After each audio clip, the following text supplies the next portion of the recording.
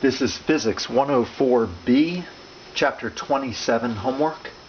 Starting with number 13, find the magnetic flux through a circular loop oriented with the loop normal at 30 degrees to a uniform magnetic field.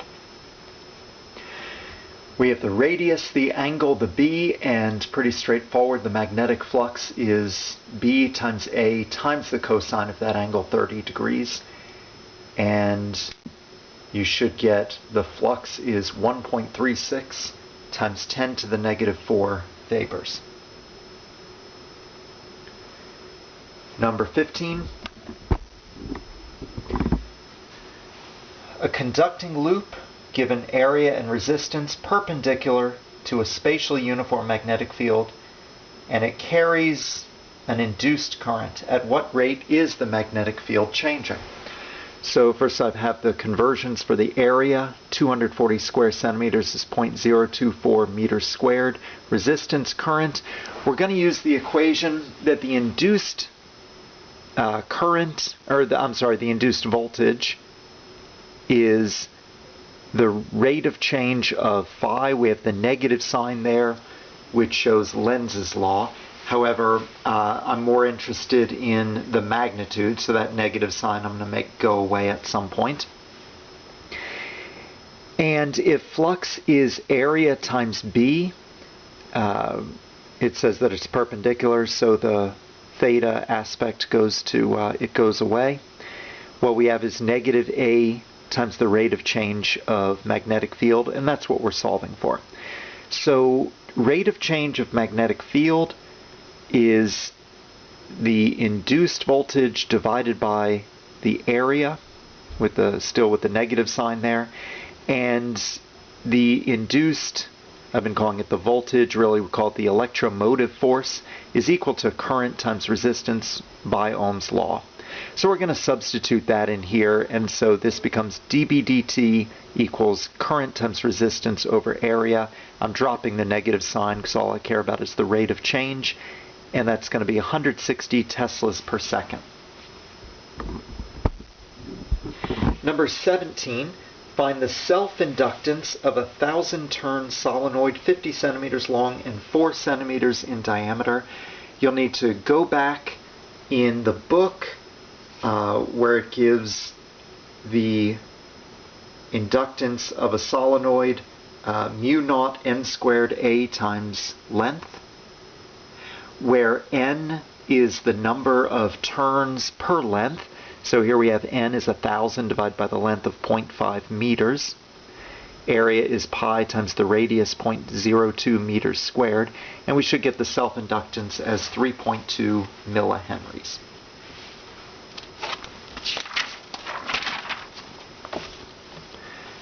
Number 27.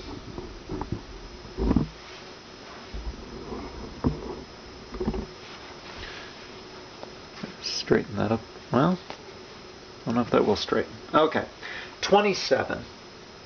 Number 19 is a 2 amp current is flowing in a 20 Henry inductor. A switch opens, interrupting the current in 1 millisecond. Find the induced EMF in the inductor. So this means that the current is going to go from 2 amperes down to 0 in a time of 1 millisecond. We have E is negative L times the rate of change of current. We've got, then we plug in negative 20 henries over the rate of change of current. It's going to go down by 2 amperes, so negative 2 amperes divided by the millisecond, and that's going to be 40 kilovolts. Number 21. What inductance should you put in series with a 100 ohm resistor to give a time constant of 2.2 milliseconds? So the time constant is L over R, inductance over resistance. So we'll say L is tau, the time constant, times resistance. 2.2 milliseconds times 100 ohms, and we get 0.22 henries.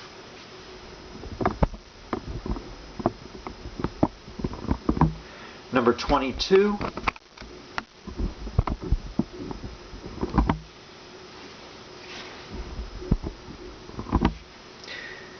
The current in a series RL circuit increases to 20% of its final value in 3.1 microseconds. If L is 1.8 millihenries, what is the resistance? We'll use this equation right here, and it says I'm moving the I naught, so the ratio, the current over the maximum current, or its final current, I should say, is 0.2.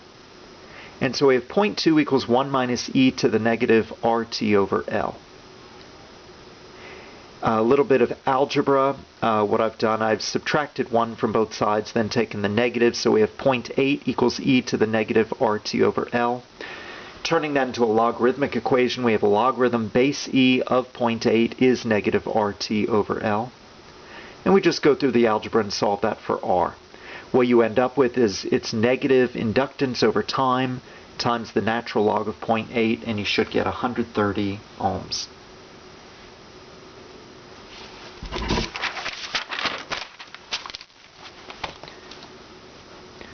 Number 37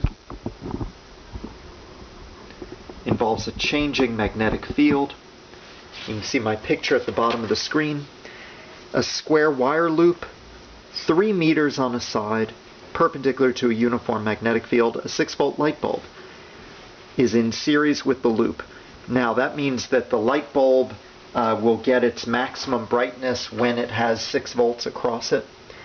The magnetic field is reduced steadily to 0 over time. Find delta T such that the bulb will shine at full brightness. Which way will the loop current flow? So we have that the induced electromotive force is equal to the rate of change of magnetic flux. I'm using absolute values, ignoring a negative sign, and that's going to be change in BA over change in T. A is not changing, so I throw it to the outside of the delta. And what I get then is solving for delta T. Delta T is area times change in magnetic field over the electromotive force. 9 meters squared, because it's a square 3 meters on a side, times the change of 2 teslas. It's really 0 minus 2, but I'm just taking absolute values here, so we'll say 2 teslas divided by that full electromotive force that we need to make the battery shine, 6 volts, and we get 3 seconds. Regarding the direction, you see the magnetic field, and it is pointing into the page. So the magnetic field, it says, is decreasing in that direction. We're going to use the right-hand rule, and my thumb will probably be, yes, don't want to see that. The thumb is going to point it back out of the page. And so the fingers are going to, I'm sorry, it's decreasing. I pointed my thumb in the wrong direction. It is decreasing, so we want to point our thumb into the page to keep it from decreasing, and our fingers are going to curl clockwise.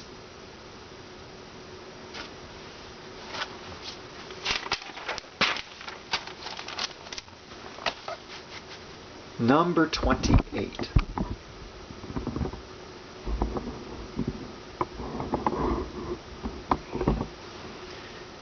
I'm sorry, number 38.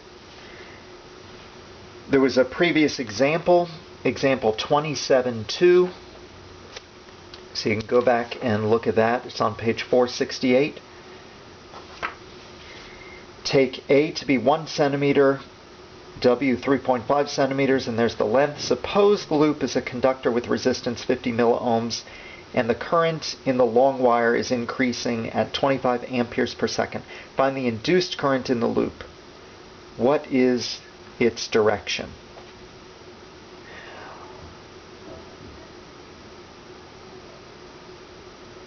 Okay. So you should go back and read that example, go through it, but here it is. We have A is the distance from the wire loop, W, L, 50 milliohms, and it says di dt is increasing 25 amperes per second, and we want to know what is the induced current in the loop. And we'll start by the flux, and if you go back and review in the book, actually in that example, doing some integration on page 469, we get that the magnetic flux in the loop is mu naught I L over 2 pi times the natural log of A plus W divided by A. So now we want to know what is the induced current. We'll start by finding what is the electromotive force induced, and it's the time derivative of flux. So we're going to take the time derivative of all this. Now most of these things are constant. In fact, the only thing that's changing with time is I. So here is the derivative.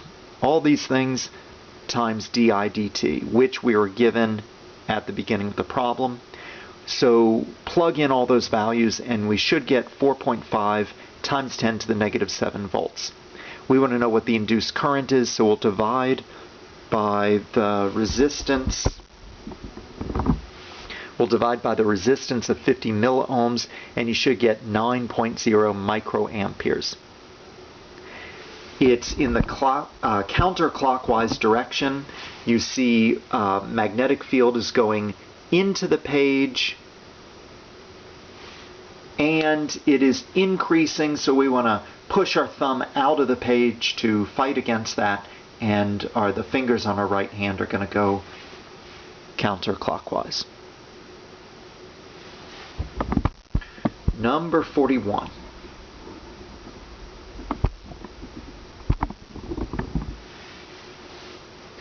Uniform magnetic field has a time dependence.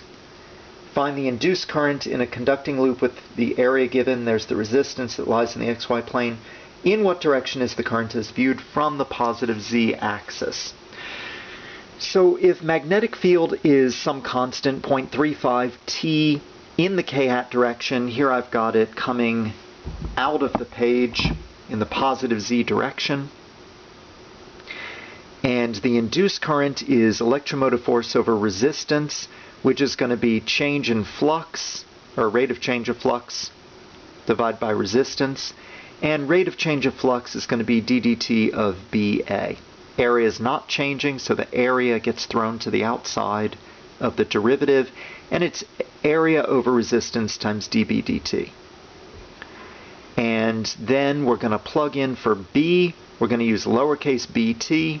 Time derivative of that is just lowercase b. So in the end, we get that the current is A times lowercase b over R. We can plug in those numbers and get 42 milliamperes. You can use the right-hand rule to see that it is, since it's increasing, pointing out of the page, we're going to use our right hand and point our thumb back into the page, and fingers of our right hand will curl in the direction shown clockwise.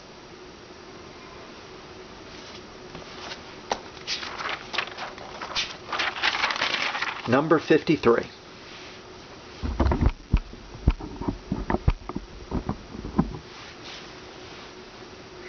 In a Series RL circuit, like in figure 2722A, E naught is 45 volts, 3.3 ohms, and 2.1 henries. If the current is 9.5 amperes, how long has the switch been closed? So we're solving for time. And one thing we could find, first of all, is what is the maximum, the full value of current. And after it's been closed for a long period of time, that's going to be the voltage divided by resistance, as you can see there.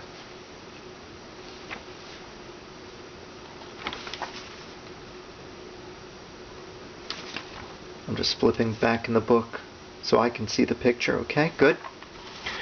All right. So now we have this equation. Current is that, this is just what we solved for, the full current times 1 minus e to the negative RT over L. And we're going to go through the algebra and solve it for t. So we're going to divide those things out of the way.